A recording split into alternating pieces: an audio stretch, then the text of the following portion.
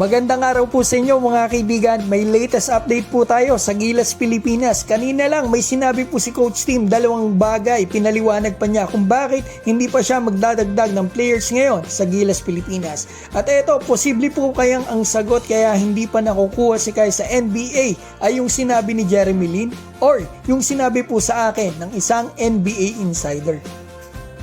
Simulan po natin dito. Kanina lang po may interview sa Power and Play ni Sir Nolly Ayala. Maraming salamat po. Ang guest niya si Coach Tim Cone. At dito nga po ay natanong siya about sa Gilas Pool expansion.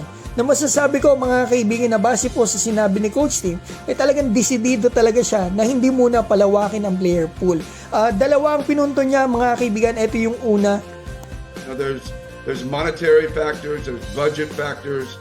The bigger the pool, you got to bring more players. It's a bigger expense.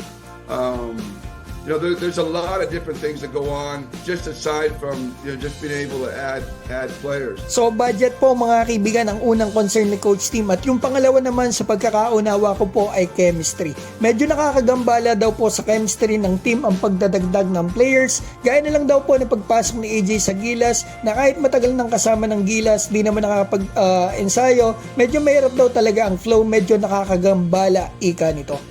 It was a little disruptive because we just didn't get him involved, and with the short preparation time that we had. I mean, he has been with us before, but he's never practiced with us before. He played great against Qatar down the stretch in his first game. I mean, he played really big stretches, but it was difficult because there was no flow to our game with him out there all the time because he just was not. He just didn't feel comfortable all the way. So just adding one major player like that was a disruptive thing, but something we had to do because obviously we lost Kai.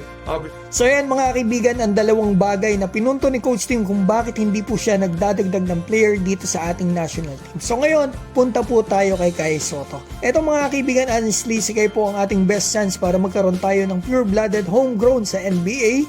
Hindi natin alam talaga sa ngayon kung ano talaga ang totoong dahilan kung bakit hindi pa ito nakukuha sa NBA. Kahit na mga coach na sila Tim Cone, import sila Brownlee na nagsasabi na pang NBA na daw talaga si Kai, may NBA potential, impressive yung mga laro ni Kai sa NBA camps at internationally like FIBA. Posible kaya po mga kaibigan na itong sinabi ni Jeremy Lin na nanggaling mismo sa NBA ang totoong dahilan? I've always felt like Asian culture is harder to succeed in a non-Asian industry.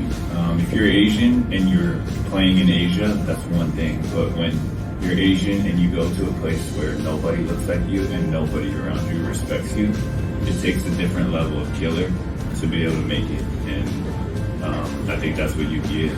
I think deep inside he's a killer, and that's why you can make it. And it's just really hard, it's hard culturally. There's a huge cultural difference. Anong masasabi mo dyan kaibigan? Agree ka ba na factor din yung sinabi ni Jeremy kaya hindi pa nakukuha si Kai sa NBA ay dahil mahirap kung galing ka sa Asia? Para may idea tayo mga kaibigan, i-share ko na din po sa inyo. Naging usapan namin nito lang December ng veteranong NBA insider na source natin. About din po sa topic na yan.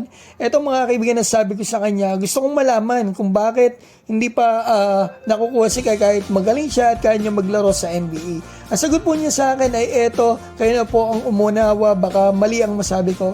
Has contract, no need to rush, 22 years, need to be correct on timing.